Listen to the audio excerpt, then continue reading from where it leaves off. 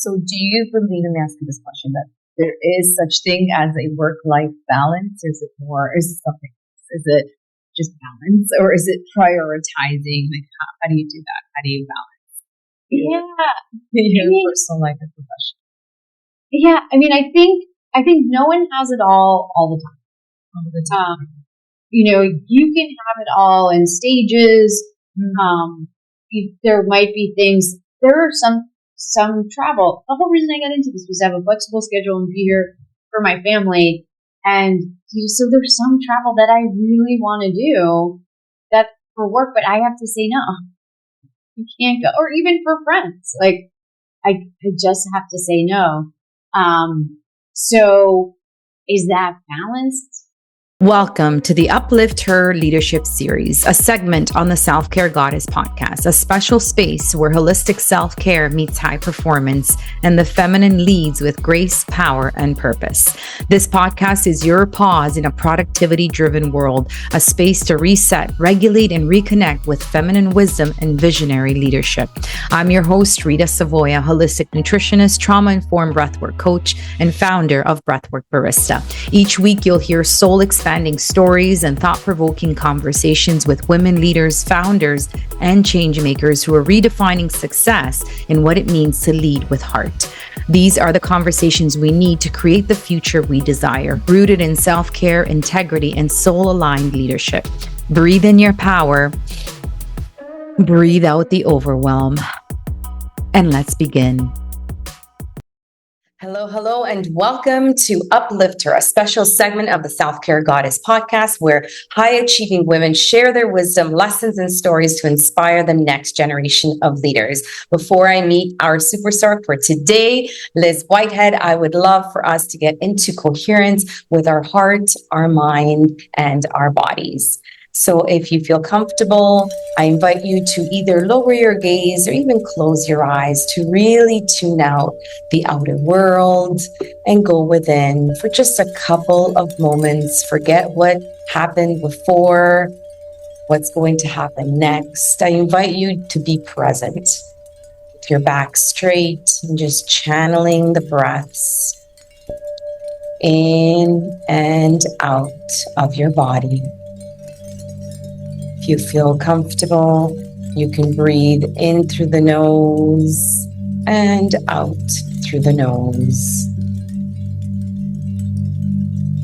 At your own pace, just noticing if there are any parts of your body that are feeling any tension, any stiffness, any discomfort. I invite you to channel those exhales into those areas, allowing the exhales to soften, loosen up the tension and the stress.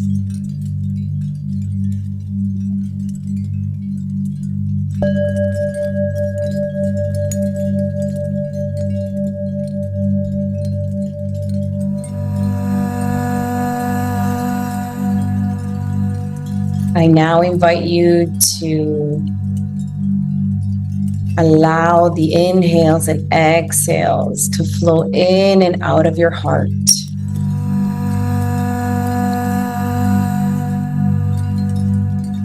Where attention goes, energy flows. So let's energize this beautiful organ that's keeping you alive.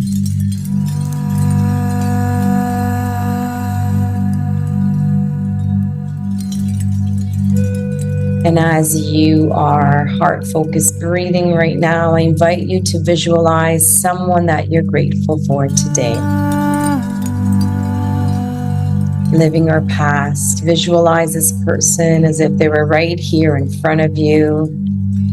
And send them all the love, the gratitude, and the appreciation for being in your life.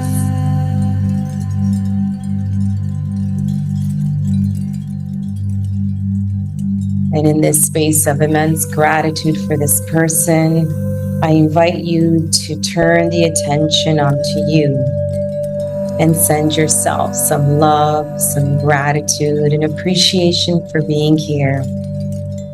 taking the time for self-care and self-love.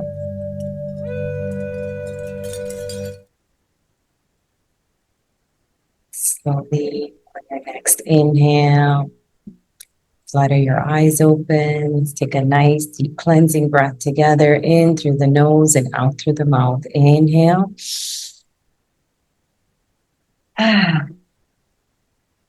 Thank you, everyone, for participating in the HeartMath Institute's quick coherence technique. It's a very quick technique that can help you reset anytime you feel like you need to. Well, today we have Liz Whitehead, the CEO of 12.5. Liz is a powerhouse in the business development world, specializing in growing small and diverse businesses by crafting strategies that help them thrive with larger organizations. At 12.5, she supports her clients through facilitation, consulting, and personalized coaching, ensuring they reach their goals with confidence.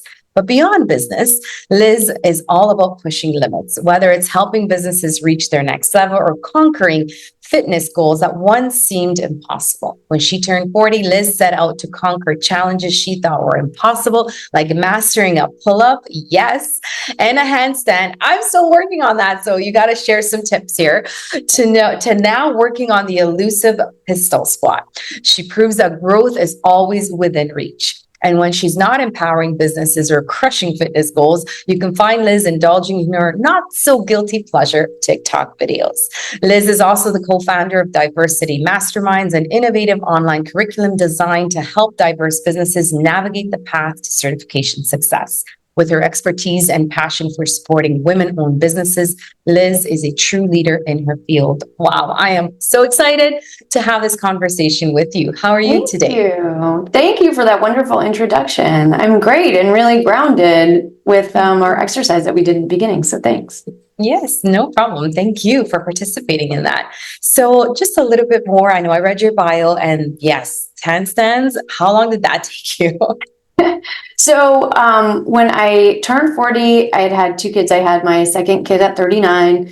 And, like getting back into a fitness routine is tough. Mm-hmm. And so I said, I want to do something that I couldn't do when I was 40.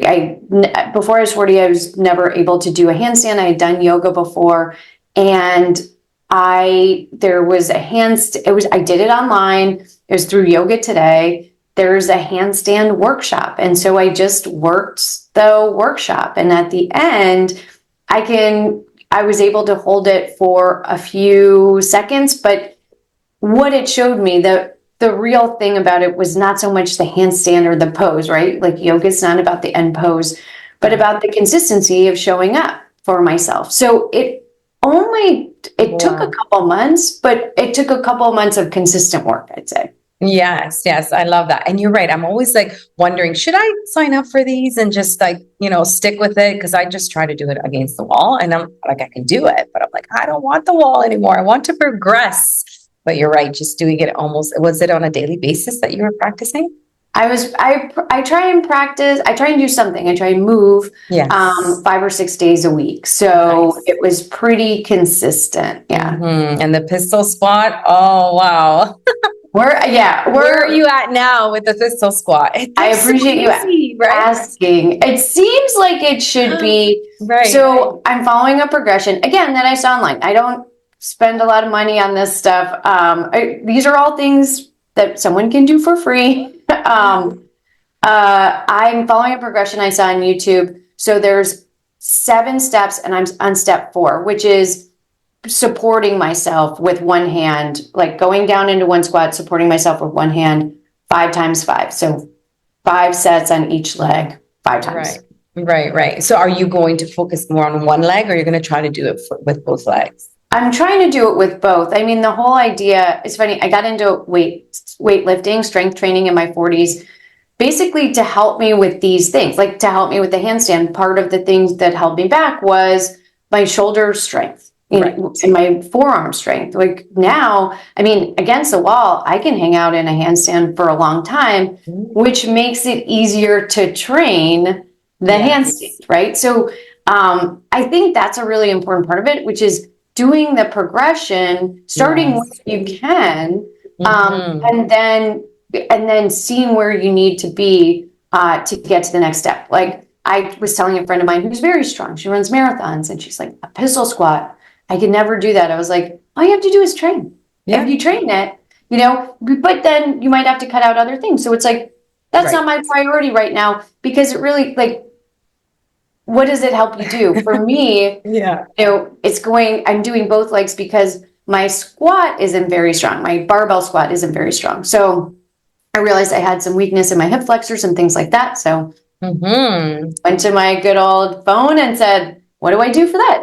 And one of the things was pistol squats to even that out, because my right leg is much stronger. So Well, I cannot wait. You must share some videos and pictures with me when you do reach that. Yes. And I'll share the handstand, because I want to do this. So you are motivating me and inspiring me already to actually to do this. Yeah. So if you can share the resource that you used, that would be awesome.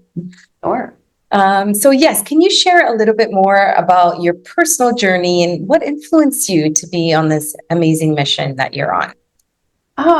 So it's interesting. I always start with conversations like this. When I was 7 years old, I went to Catholic school, and so we spent a lot of time in a Catholic church. And if you know about the Catholic clergy, and this might be true of other religions too, where they have a calling. So they have been called by God to do the work that they're doing. And in the Catholic Church, you know, you sacrifice having a family and children and a spouse to, you know, give your life to God. And so they were telling us about this when I was about 7, and I was terrified. I was like, please do not let me have a calling. I was like, that sounds so scary. So I was like worried about it. I was like, oh, not me. And what I realized was that in itself, like internalizing that at that age was a calling of itself, was not like, I knew I needed to help people. I knew that I needed to do right by my community and, you know, the people surrounding me, but I didn't know what that would look like.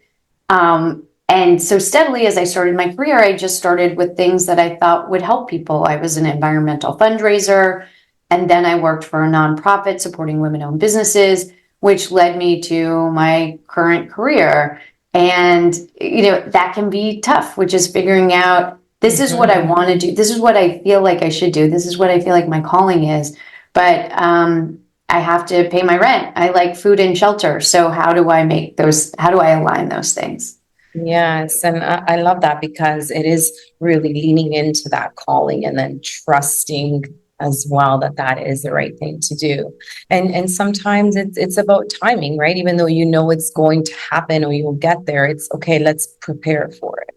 Right. And it doesn't have to happen right then and there. And that's where I believe, or I feel some of my clients, that's sort of where they give up. They're like, oh, I can't do this now. It's just like the pistol squat or the handstand, right? They try it once and they're like, oh, I can't do this. It's not for me. It's like, well, no, give it a go, right? Or at least plan for it, to work for it. Right. Well, thank you. Thank you for that. So was there a pivotal moment for you that allowed you to do that career shift or to focus on that calling? There were a couple pivotal moments, because what's interesting, I think, about when we have these conversations, and some people might relate to this too, which is that looking back, everything was a natural progression, right? It's like, okay, if this was my goal, with having a business where I helped different diverse business owners, that this makes sense. All of the things I did, I worked for a nonprofit fundraising, then I did this. But in my life, when I was making those decisions, it felt a lot more chaotic. I never thought I'd be a business owner. So this wasn't what I was aiming for. Wow. I really was just trying to, how do I help people and how do I make money doing it? And so a couple pivotal moments. One was actually, 2001, after 9/11, my brother and my cousin lived in New York. They were fine. But while that propelled a lot of people out of the city, I was like, I need to move to New York. It was one of these moments where I saw the community that happened there, how everyone was scared, but care of each other after that moment. And I was like, that's a place I want to be. I want to go to New York. So I moved to New York and I got another job. And then the other pivotal moment for me, I would say, was after I had my second son. I was working for an international nonprofit, and they were like, okay, I didn't have maternity leave. It was just disability. I'm in the US, so your listeners will probably get that. And so after 8 weeks, the organization said, all right, well, are you ready to travel again? And I was not. And so I, sat down and thought about, okay, if I were to do this on my own, I would have more flexible hours. What would people pay me to do? And so that was a key question I had to ask myself. And then I asked other people. I initially thought I was going to start out, I really wanted to get in the social impact space, and I thought I was going to do that. And so I asked people, would you pay me to do that? They're like, well, I don't think of that as your background, but I would pay you to help connect me with these larger organizations. So that's how I started, which was like, what do you need help with? What would you pay me to do? And that's how I got started. That's a good question, actually. Yeah, it's really good. So so who would you say was your biggest supporter in terms of helping you to move into that space, into that new calling? Great question. My husband is an entrepreneur himself, so there was a lot of support there with the beginning things, the starting stuff up. How do you do this? How much money do we need? What do I have to do? So that was really helpful. And I would say my first couple of clients, there's a woman, Kathy Benson, who runs a company that does federal government contracting. And she really was a supporter and believed in me, and then introduced me to other people. And I would say my clients, my first clients and my husband really spread the word, which was great. And the value of referrals. So yes. Important. Yes. Would you say what was like the success that really sparked sort of your business moving forward?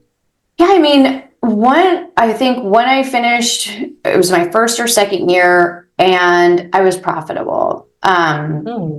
Because I had an entrepreneur guiding me, I knew right away, and I tell people this all the time, there's a lot of uncertainty right now, and people are coming to me with this sort of question, which is, can I be a consultant? Can I go out on my own? And not everybody has, I would say, the constitution for it.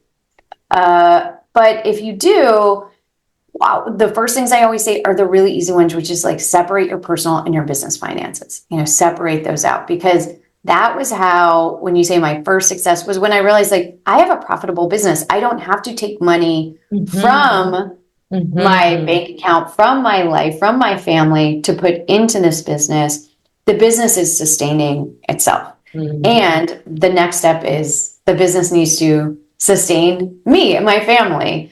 But really having a handle on those numbers and separating that out made that easier to make that decision to keep going. Right.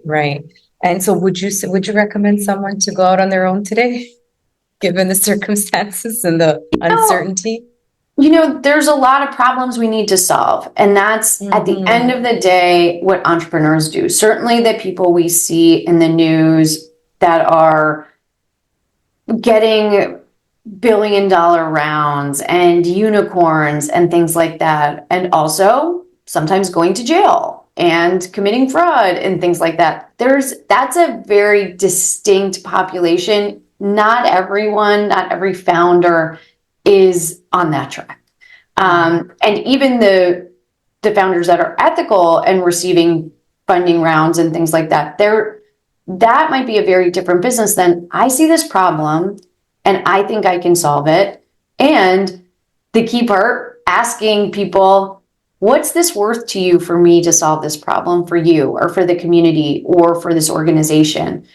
Finding out, is it going to be profitable for you? Because you can make money, right, but it doesn't make a dent in what you need to survive. So I would definitely recommend it. There's a lot of problems to solve, and at the end of the day, that's what entrepreneurs do. Exactly. And maybe even more so now that there's so much uncertainty out there. Yeah. And it reminds me of when I started my business, and my father was like, there are so many HR consultants. I'm like, yes, but he's into construction. I'm like, there are a lot of construction companies as well. And then so I come to the Mayan Riviera for the winters. There are these marquesitas. Okay, they're rolled up crepes basically. They're super delicious, but there are so many of them lined up on the street, and I'm like, look at that. That's amazing. That's like they're selling the same thing, and there's so many, and they're all making money. They're all profitable, or else they wouldn't return the next evening. So there's always room, even if you feel there's competition, you just, solve that problem. And maybe the one Marquesita stands has the real Nutella versus the imitation. And that's why they're thriving. So I highly recommend people, if it is part of your constitution, like you said. So let's talk a little bit about that. What, in your opinion, so is it nurture or nature when it comes to an entrepreneur? So I have to say it's nurture, because I never thought that I would run a business. My husband, when I started, he said, you have to break your addiction to a paycheck. Which doesn't mean you're not getting advice. paid. Yeah, right? Like, it doesn't mean you're not getting paid. It's just, you're not going to have that every 2 weeks. This is payday. So that was something I really had to think about. The other thing that I think that women entrepreneurs really need to think about is valuing yourself very highly from the get-go. I think, right? I ask people what they would pay me for. I don't recommend asking, what am I worth? Asking other people that question, like, what's it worth to you? That's a good question. But, you get into trading time for money, and that, I think, takes away from your expertise, the time that you spent developing the expertise to run an HR company, to make the Marquesita. Like, those are things that are valuable, as is your brand or the way you differentiate yourself. And those things might be worth it to somebody. So I would say that's the first thing is, 1, break your addiction to a paycheck, and 2, figure out really what it's worth to you. Because again, you can spend your time doing little things here and try not to charge too much so people say yes, but in the end, that keeps your business small. Mm-hmm. It's so true. When I first started my consultancy, I was like, I'm going to do everything under the sun when it comes to HR. Do you want talent management? Sure. You want recruitment? Yes, because I needed that business. And then I ended up niching into mentoring programs. And I was known for mentorship programs, which is so hard to niche at first, because you feel like, I need this business to thrive. So let's talk a little bit. Is there a formula that you can recommend to, let's say, a woman that wants to start her own business and she's still not sure how much to charge, or is there something that you can guide us with? So, yeah. And I would say that's totally typical, right? It's like, we're like, I'm going to do it all. And then you fall into something where you're like, I'm good at it. I'm in my flow state when I'm doing this. Yes. And I can charge enough for it that it makes sense. What I would recommend for women who are, because it's really women business owners, I think, that devalue themselves from the jump. 100%. Even when it comes to recruitment. So a man will apply for a job that he is underqualified, and a woman will never do that. Like, she will actually not even apply for a job that she's qualified for because of her self-doubt. And we can talk a little bit about that as well. But yes, women for sure. Yeah.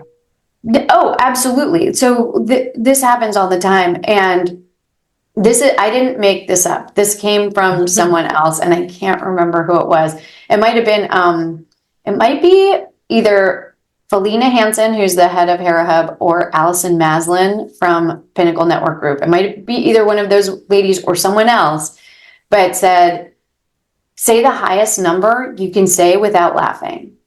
Without being like they're not going to pay me that, right? Wow, so, that's cool. Yeah, it was funny. A friend of mine, one of my friends, who wanted a couple, some of my time to figure out, am I going to go this consulting route, right? Mm-hmm. And so she's like, how much do you charge? And I said, $250 an hour, definitely nothing less. It depends on all this stuff. And she said, oh, well, that's what I'm going to pay you to help me figure this out. I was like, oh, you tricked me. I thought you were asking, like, what's my baseline? Where should I start? And she was like, no, and we worked it out, but it was really funny. I did exemplify that to her, which I felt good about, but at the same time, I was like, yeah, we can work it out. No money needs to exchange hands with friends. Yes, that's true. Yeah. Yes.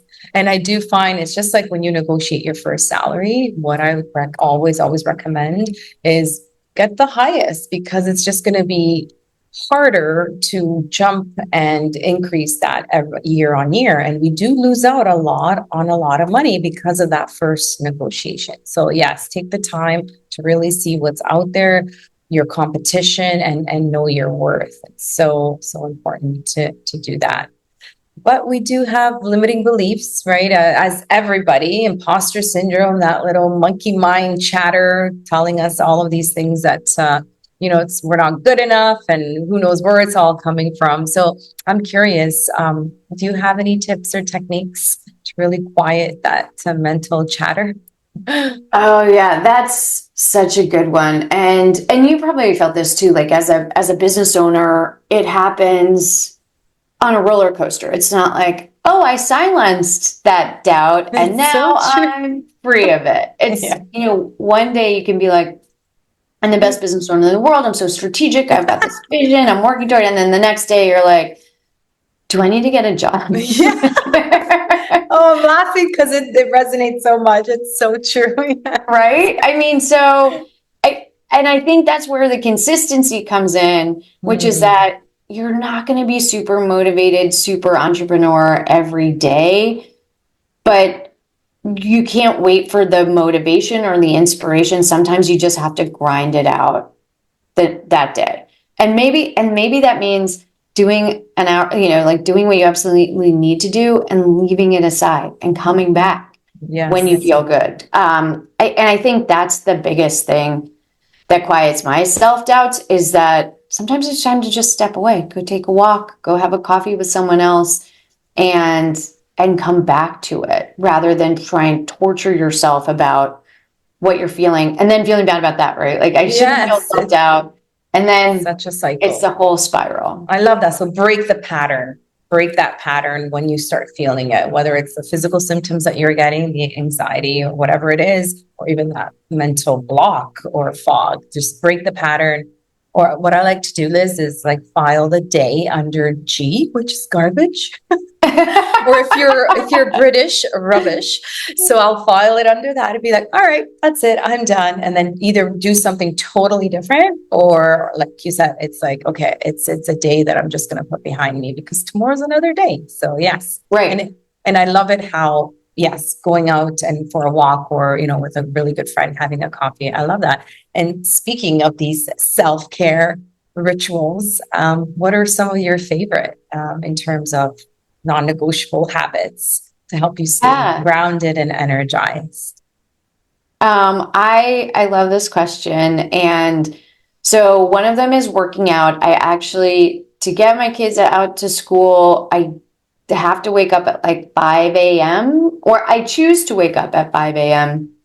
because that gives me the time that I need to myself to get to the gym. The gym opens at 5:30, my Y, and my YMCA, and it opens at 5:30. So I go there, and then I can get home, I can get showered, and then do breakfast and lunches and get them out the door. So that's... I'm curious, what time do you go to bed to wake up at 5:30? Yeah, it's a good question. You got to go to bed early.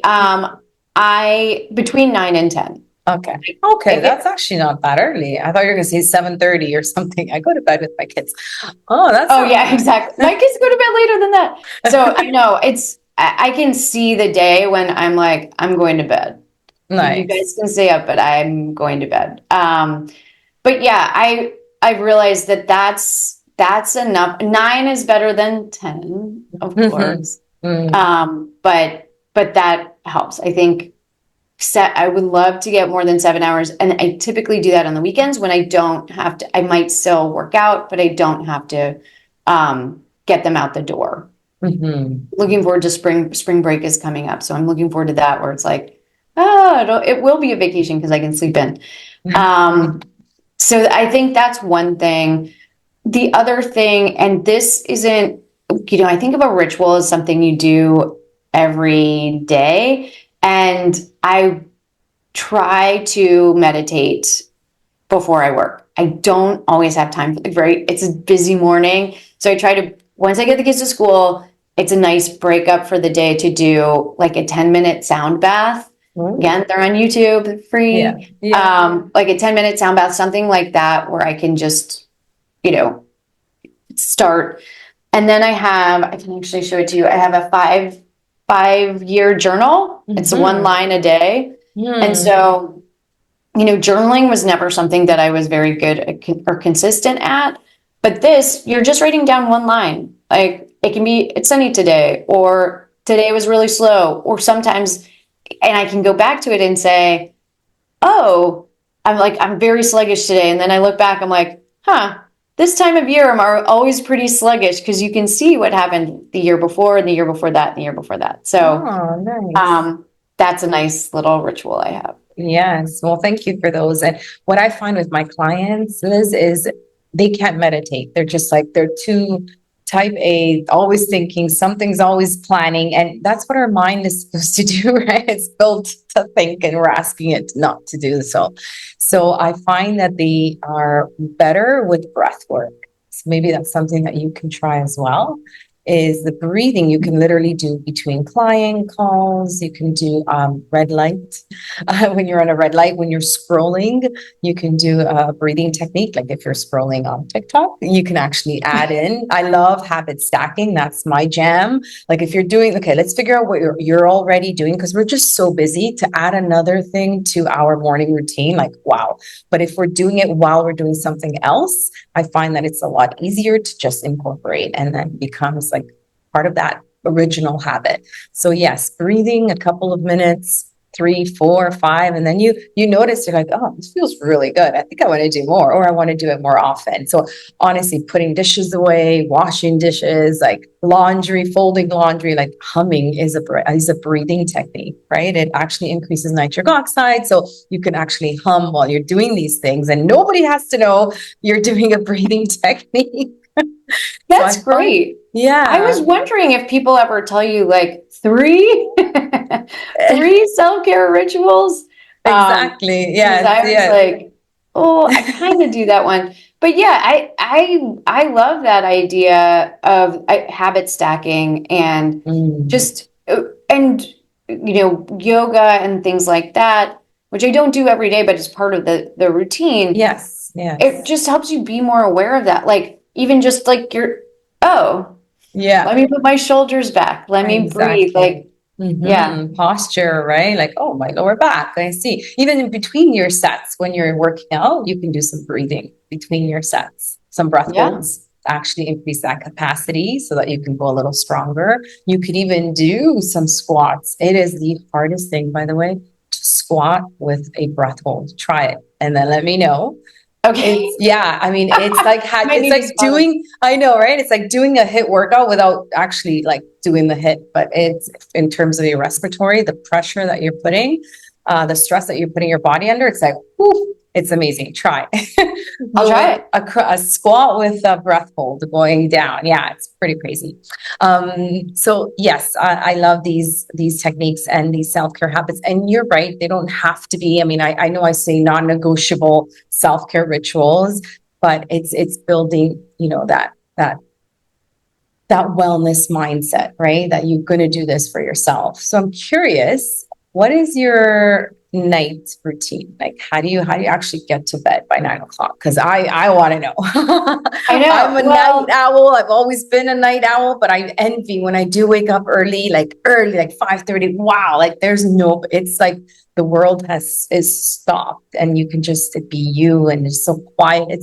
There's something special about early morning for sure. So tell me, what is your nightly routine?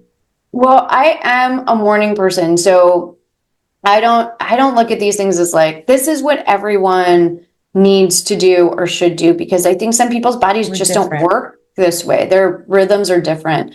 So I've always been a morning person ever since I was like a teenager, which is weird. Teenagers usually aren't. But I sometime, and that's usually, I have a book that I'm reading right now, which is better. But like, if I'm doing that scrolling and I'm like, if I don't laugh out loud at this next one, I'm going to bed. Or if I don't, if this one does, if I wouldn't share that, I tend not to share a whole bunch, but if I wouldn't share this with my brother or my best friend, I'm going to bed. And that will you'll cross that threshold. A lot of it out there is great. That's why I said I don't feel guilty about my pleasure. Like, there's a lot of talented people on the internet, but you'll get to a couple or you'll get to an ad and you're like, okay, that's a good stopping point. I don't that. Yeah. And I don't bring my phone into my room. Yes. So stays downstairs. I plug it in for the evening and I say goodnight to my husband, who stays up a little bit later than me. I will have already washed my face and done all of that, because I do that while the kids are getting ready for bed, because it takes them years to brush their teeth and put their pajamas on. And so I've already washed my face and done that, but I go up and brush my teeth and get into bed and I go to sleep. I'm a pretty lucky person about sleep. It hasn't eluded me, at least yet, although I hear that that's coming. Well, it doesn't have to. It doesn't have to. We're all very different. So the symptoms might be all different.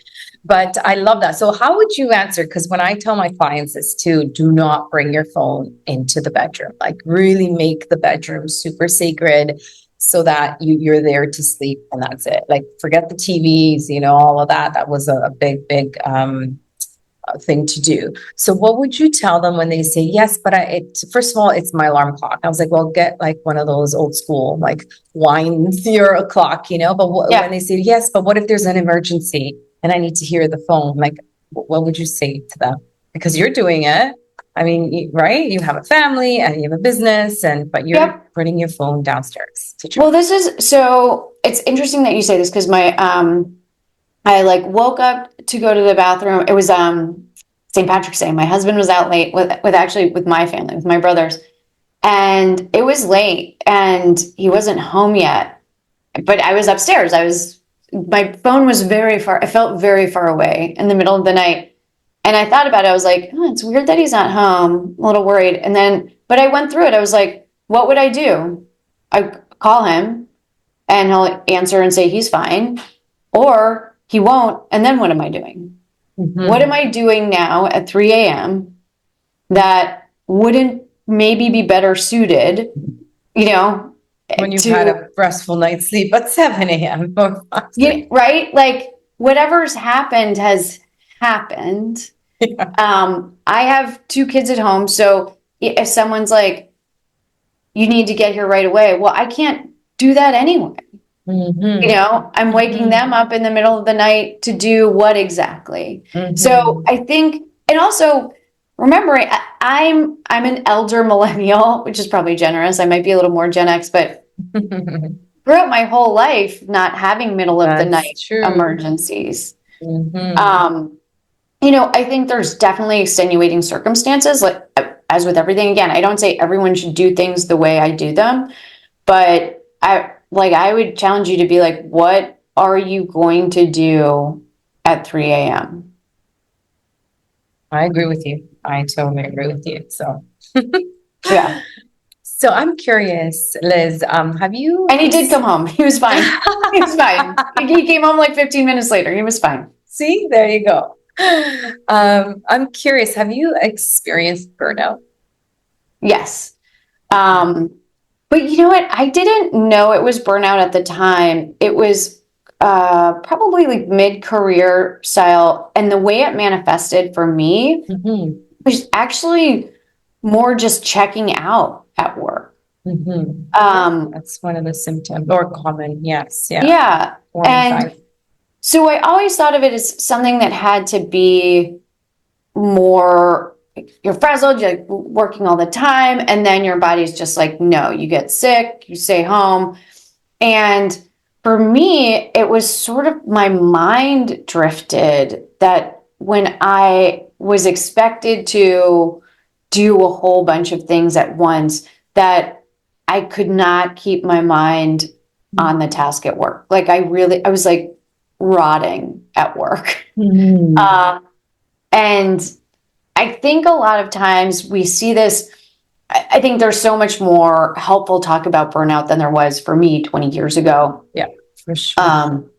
But there's still like this traditional mentality of you need to be at your computer, at your desk, 8 hours a day, available, and then maybe available later on. If your boss calls you and these kinds of things, you're expected to have these calls. And so that I didn't realize that really my body was my mind was drawing a boundary that I needed, because not everybody works that way. Yes, it's so true. It is much more talked about for sure, and identified as a condition. And so how did you recover from it? How did you address it? Boundaries are our friends. Like I think I tend not to answer work stuff that's not an emergency, whatever that is. I heard someone say this from a PR company, like, we're in PR, not the ER. It's not so not true. an emergency. So really, when even though I work from home, and my emails are on my phone, of course, when I log off for the day, I'm typically not like before dinner or once my kids get home, like, and I'm logged off, going back up to work, like I'm going to work, like just bang something out. I'm going to do this really quickly. So I think those boundaries help. And also just recognizing when a client, in my case, it was a boss, but recognizing when a client they don't have boundaries, but that's not your problem. You can show them how you plan to work, which is that by not answering that until you're ready to do it. Yes, yes. Demonstrating that you have boundaries, sure. Yeah. So do you believe, let me ask you this question, that there is such thing as a work-life balance, or is it something else? Is it just balance, or is it prioritizing? Like how do you do that? How do you balance your personal life and professional? Yeah, I mean, I think no one has it all the time. All the time. You can have it all in stages. There might be things. There are some travel. The whole reason I got into this was to have a flexible schedule and be here for my family. And so there's some travel that I really want to do that for work, but I have to say no. I can't go. Or even for friends, like I just have to say no. So is that balanced? Sure. I feel balanced. I think I try to, like I said, I don't feel guilty about pleasure, and I try not to have regrets. Like if there's something where I'm like, all right, picture myself a year from now, am I going to regret not having gone to this business owner conference? Probably not. Like, oh man, if I'd only gone, am I going to regret not going to, I'm giving an example of where I did actually miss it, like not going to a recital. I might, but it might also be fine if the kid's dad goes, like that's so true. Yeah. Like, and their grandma goes, and I'm like, I'm not able to be there. I'm lucky enough to have a support network. I live in DC, which is where I grew up. So I have a lot of family here. Like sometimes you can send other people. And I think creating that network around you can make you feel more balanced. So I think it is possible, but at any given time, you're going to have to say no to something that you might otherwise want to do. And, is that balance? I don't know. For me, it feels okay. I love that. So creating that network, having one, and then leaning into it too, asking for help. Because sometimes we may have it and then not lean into it and ask for the help. So, and also let's going back to your recital example. If you missed this one, you were at the next one, or you were at all of them except that one. So putting things into perspective is so important. But I love that question that you ask yourself. So is it 1 year or from one? 6 months, 6 months, 1 year, like, like a lot of these conferences, like a lot of conferences come around again as well, right? Like the recitals come around again, the soccer games come around again. 6 months from now, am I going to regret it? Because a lot of this is, again, the guilt, right? Like I really try and stay away from it. It's hard as a woman in the world and as a mom, to not, but I find if I can put it in perspective and it's like, I'm not going to feel bad about that, and I can make it up with some other quality time somewhere else, then I'm okay. Yes, I love that. That's gold, right? I think we can drop the mic right here, Liz. Yeah, exactly. All these things it's easy to sound like you have it all together on a podcast, I think, but there's a million things not getting done. Yes. And I love how you said it's in phases, just like, sometimes you feel like you are balancing and you're prioritizing. And then there's going to be like, even in terms of like, say your profession, like if you are in the business of taxes, like you are busy until April and then you're fine, right? Like, so it's really understanding that, hey, maybe from whatever, February to April, I won't be able to see anybody, and kind of like, setting that boundary. And then, after that, I can start re-engaging with everybody and not feeling guilty. Yes. It's so important to not have that guilt. And it just reminds me of when people pass or are on their deathbeds, and there's been tons of studies of this. It's people always regret what they didn't do, not what they did do. So it's having that, also putting that into perspective for sure. This is really, really good. Thank you for sharing this. So, as a high-performing woman, what was the biggest internal struggle that you faced on your journey, would you say? I think it's related to some of the things we've been talking about, but also that high-performing depends, or success really depends on what you set out for yourself. That I obviously didn't make this up, but comparison is the thief of joy. And if you're comparing your success to somebody else and thinking, oh, they get up at 5 a.m, but they're start working then. And then they work out at 9 after the kids go to bed or whatever. It's like, I could get in many more work hours, or I could do so much more stuff if I was constantly on it. And that, I think, was the biggest internal struggle as, a high performing type A type of person, which is I should be working all the time. I should be keeping up all the time.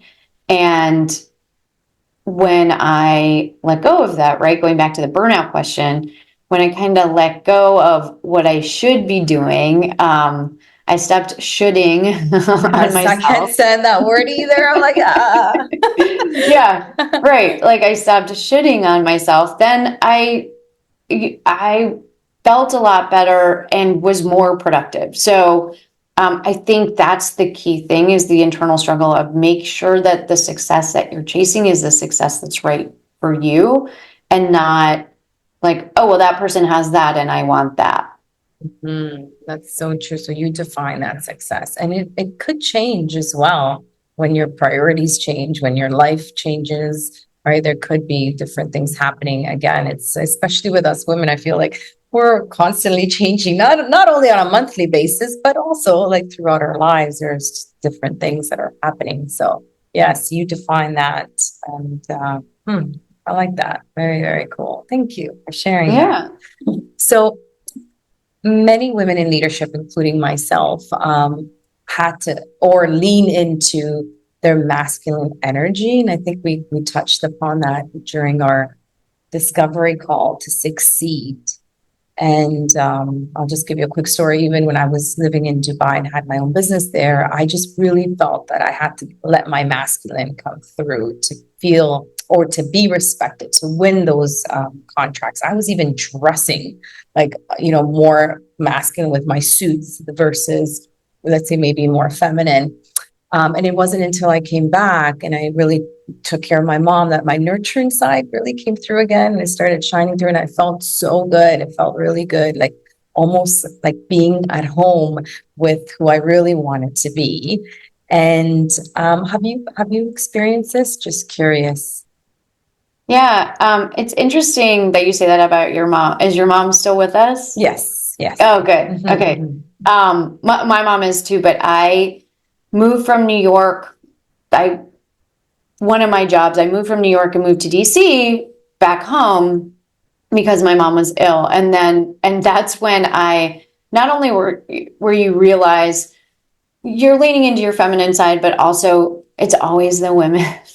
It's always the women that are going to be taking care of. My brother was amazing. His wife was fantastic.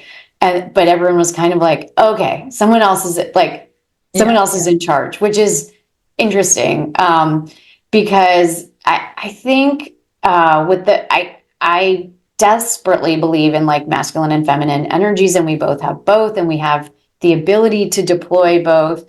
And having had a career surrounded by mostly women business owners, I think it was actually easier for me to notice the strengths that come from that feminine energy and how that makes someone a good boss or coworker.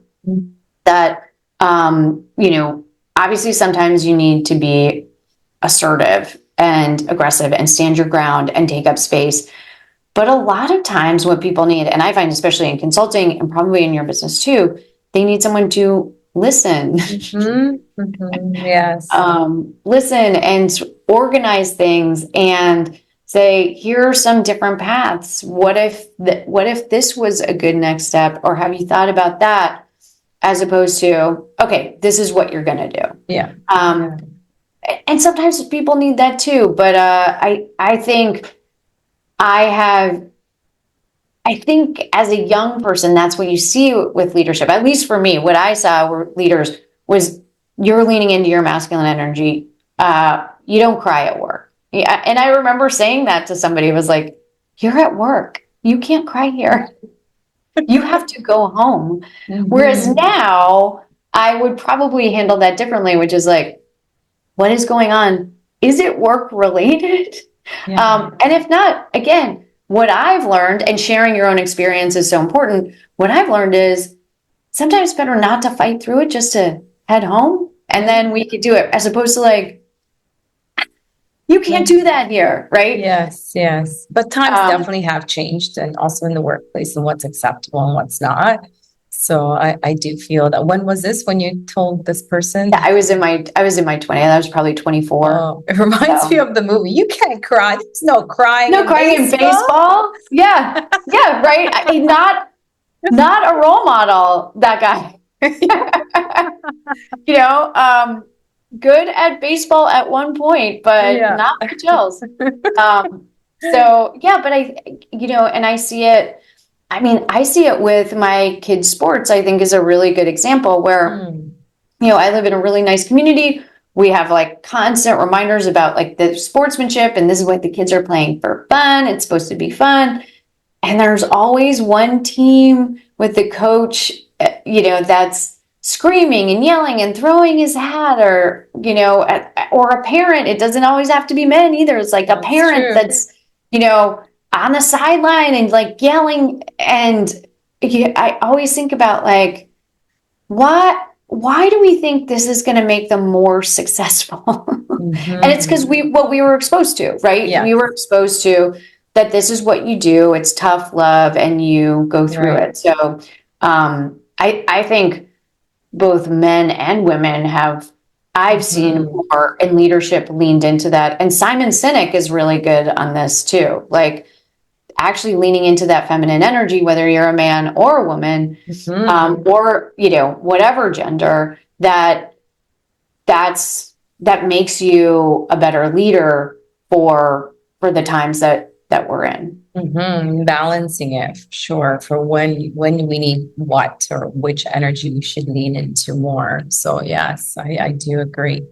And even if you do have a favorite, exercising the other side or the other Yes. on the other end of the spectrum as well. So yes, I love that. Now you got me thinking of the movies. Yeah.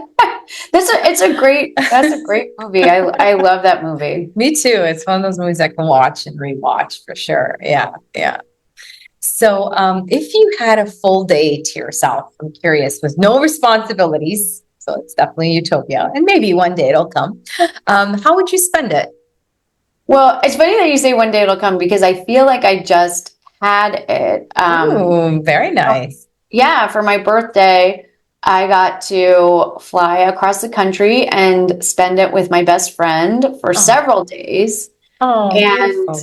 yeah, it was wonderful. I mean, we stayed up late talking, and I was on the West Coast, so I time traveled essentially. So that's what we stayed up late talking, woke up when we wanted to wake up, walked our dog, had a little breakfast, met up with friends, and then just saw where the day took us in terms of meeting with friends, resting, napping, meeting up with more friends, seeing music, staying up late chatting, and then doing it again. And it was wonderful. Nice. Very nice way to reset and recharge. And happy belated.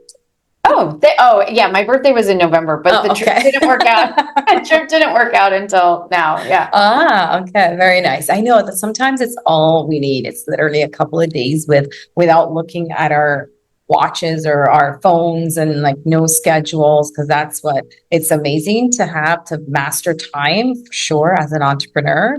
Definitely. I'm really, really getting good at it. But when there is like, you just kick that calendar out of your vision and you're not following anything, it's really satisfying for sure. It's a nice. You said you're getting good at mastering time. What are you doing, Rita? I want to hear about that. Yes. So I actually had a coaching session, and so I've been doing this, but now I'm really going to tighten the little nuts and bolts about it. It's literally calendarizing, like if that's a word, but anyway, the whole day from like when you wake up to when you go to sleep, what exactly are you doing? Prioritizing that, hey, between let's say 2 and 4, that's when I do my follow-ups. Because if you're doing some very creative or cognitive heavy work and an email comes in and you answer that email, your productivity, your focus, like multitasking is a myth. It's so funny because when I was recruiting, I'm like, so tell me a time when you multitask. Like we were looking for this, competency. And now we know that we cannot do that. Our brain cannot focus on 2 things at once. It's going to divert that attention. And you're obviously going to give 50% to one and 50% to the other. And it really breaks that concentration. So that's what I mean about mastering my time, where I'm like, nope. I'll take the notifications off and I'll be like, no, I'm doing this. Or the Pomodoro technique, 25 minutes, setting a 25-minute timer where you're just no distractions and you're just finish this task so that it's complete. So it's working really well. Or identifying, okay, Tuesday, Thursdays, Wednesdays going to be my recording days, my podcast, whatever it is, so that or client facing. And then the following week, you're not doing that so that you can catch up with some of the stuff, because you won't get anything done. It's just going to be, and then obviously the panic comes in, the burnout, like you're feeling stressed and you got to work till like 7, and the guilt because you're not having, dinner with your family. So all of these things, I feel like it's improved a lot just by mastering my time. And I've heard this a while ago that discipline sets you free, Liz, and I'm very rebellious teenager comes out of me and says, no, I don't want discipline. I don't want to be disciplined. It's so true. The more disciplined you are, the more time freedom you can actually access. And I find that through this time mastery, it's going really well. I love it. I would say I'm an apprentice to my time. I'm not quite a master of my time, but I just started doing that time blocking, the calendarizing that you're talking about. And it really helps because you do get to, I'm a fairly organized person, especially at work, but you do get to a point where your things start to fall through the cracks, or you're like, oh, that almost fell through the cracks. Thank goodness that person got in touch with me, because that was about to fall through the cracks. So yes. So and that's a warning sign. Yes, that is a warning sign when those things happen, and you're like, okay, something needs to change. So I like that time. You're an apprentice to your time. and not quite a master yet. So what, if you could, and I know this is a very popular question, but I love it. What advice would you give your younger self? And you can choose which era, if you could. What would it be? I know this one. I think about this all the time. I would be like, do not worry about being cool, because no one's cool. Don't put that out of your mind right now and just do what you want to do, be who you want to be, especially when you're young. When you get older and you meet the cool people and you're all the same, and you realize the cool people were just as stressed out about trying to look and be cool, that I would be like, oh, do not spend any more time on trying to be cool. Mm-hmm. I agree. I so agree. Yes. But it's hard, right? Because when you are going to school and not the cool kids, right? When I immigrated from Italy, I was 8 years old and I didn't actually speak the language. So of course, bullying was a big thing. And I was definitely not the cool kid for sure. And that's something I tell my nieces too. It's like, you're probably not even going to speak to people that you go to high school with. So don't worry about them, right? But yes, it's definitely very difficult when you're actually going through Oh, it. yeah. It's not as easy. So what's piece of advice you'd give to a high achieving, high performing woman who's struggling to find that fulfillment? Yeah. What's a piece of it? I mean, I think a great piece of advice is to let it go. Yes. You have to let something go, let one thing go, let that thing that is, hanging over you, just let it go. I think that's an origin of a lot of things. Let your kids do the dishes wrong. Let your assistant do something that would take you 10 minutes, an hour. Let it go. Yeah, that's gold. That's so true. I love that. So how do you see the role of women and in leadership evolving in the next decade? Just curious. What are your thoughts? Oh man, the next decade. So not too far away, but yeah. I mean, it's really interesting. So I started my career, I graduated from college in 1999 and started my career in the early 2000s. And then I was working for the organization. I told you the Women's Business Organization. And my thought on this was that the role of me working in this nonprofit is I'll eventually be out of a job. Women business owners won't need special support. We'll be on equal footing. 20 years, I'll have to figure out something else to do. I was very naive. And what I've seen is that actually there's still the same challenges. You still see a drop off in fourth grade with girls, and they're wanting to take leadership positions and things like that, particularly in co-ed schools and things. So there's still a real leadership gap with women. And, at least in the US, and I think elsewhere too, there's a whole move to say, oh no, women's traditional places are not as leaders. They're, you should be a full-time caregiver. These are things that women need to do. So I've actually seen, politically, socially, developmentally, that things are going backwards.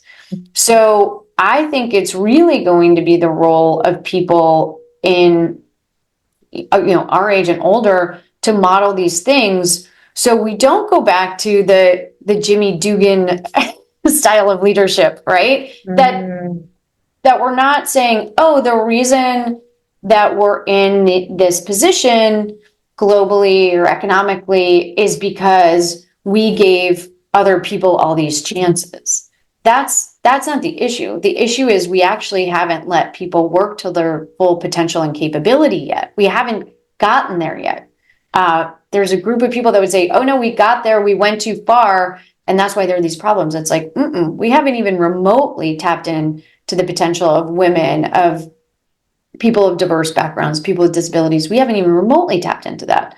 So I think there's going to need to be a really strong push. And I think there's so much potential if people are working up to their true capability in a support system that helps them and a workplace that really values their contributions.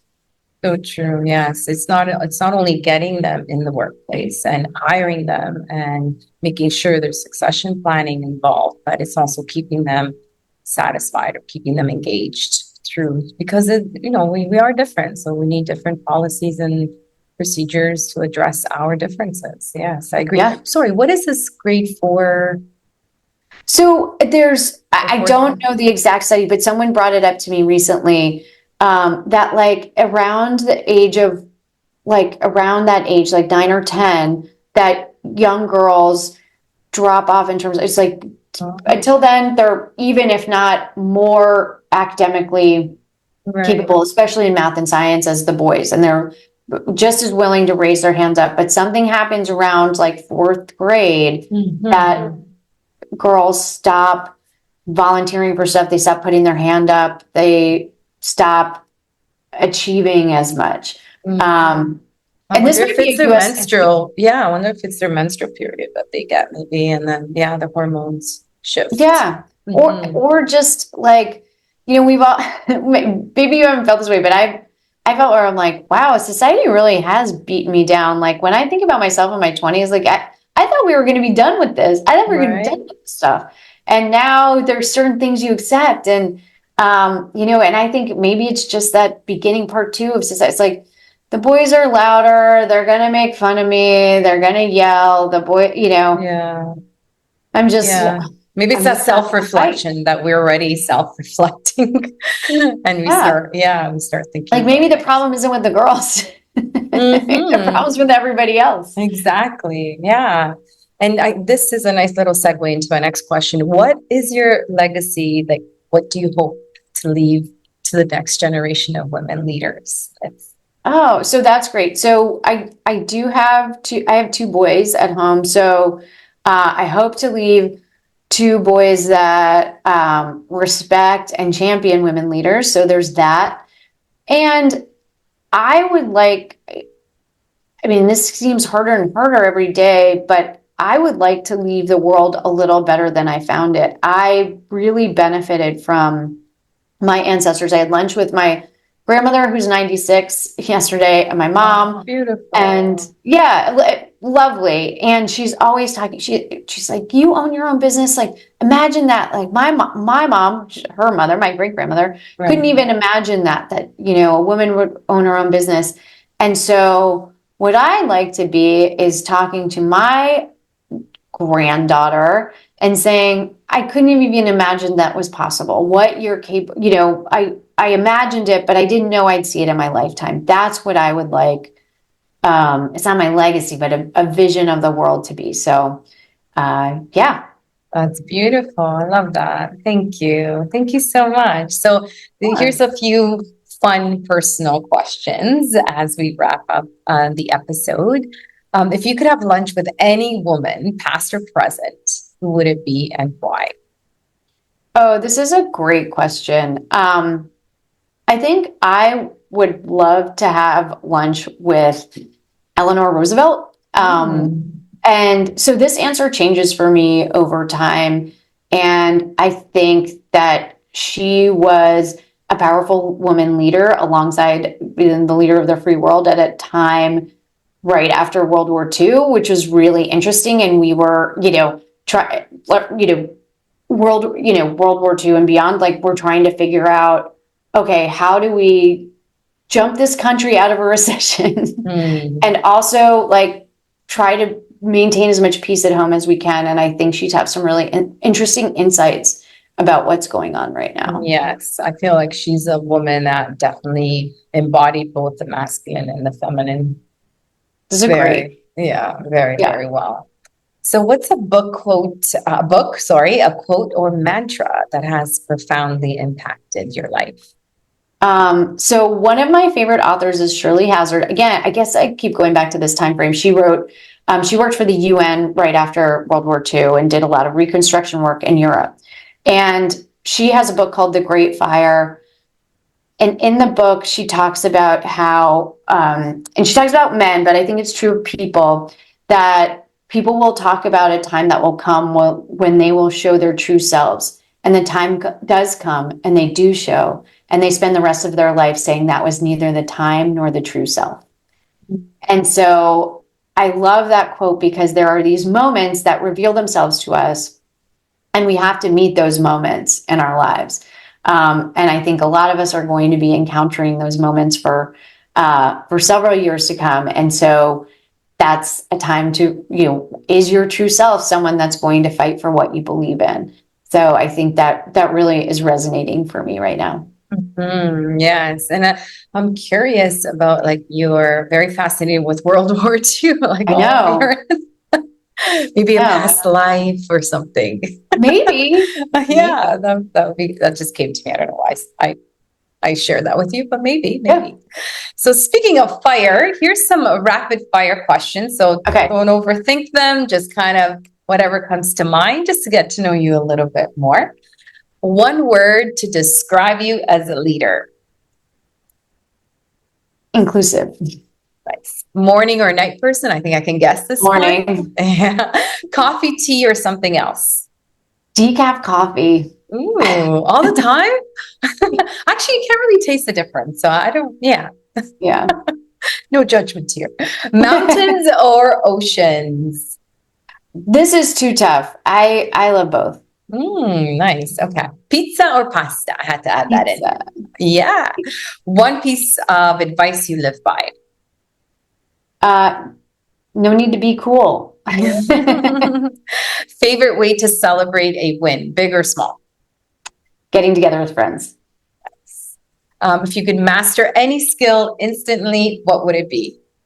Flying. Yes. Yeah, I love that. One thing you wish more women knew about success. You define it. If you could give one message to all high-performing women, what would it be? You're doing great. Oh, I love that. Thank you. Thank you so much. So I will end this beautiful, amazing conversation with a question that I asked you. If you had a theme song for your life, what would it be? And you said... I love that you're going to play it.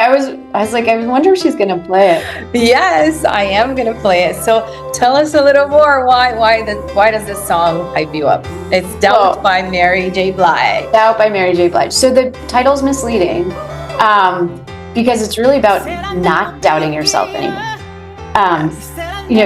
Never be and never wear a crown. Like, she's talking to people who doubted her, but also talking to herself. Like, we're the ones that hold ourselves back. And this whole album's great, but she's iconic. She's a queen. And I challenge you not to feel hyped up when you listen to this song. It's a great one. It is. I love it, especially when she does the chorus. Like, yes. It's like,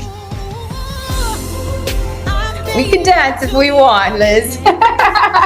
You can show me your moves. Yeah, I love it. I love it. It is. It's really nice. And you've uplifted me today. You've uplifted our audience. I am so, so grateful our paths have crossed, and so blessed that you made the time and space to share your amazing story with my community. Thank you. Thank you. Thank you so much. Thank you, Rita. This is great. Have a beautiful rest of the day. You too. Thank you for joining us on UpliftHer Leadership Series, a special segment of the Self-Care Goddess podcast. If this conversation lit something up in you, please share it with a fellow changemaker, and let's keep building a new model of leadership together. Follow me on ritasavoia.com and stay connected for more conversations that blend well-being, wisdom, and bold feminine leadership. Until next time, breathe mindfully, live intentionally, thrive gracefully, and remember, self-care is your superpower. Ciao for now.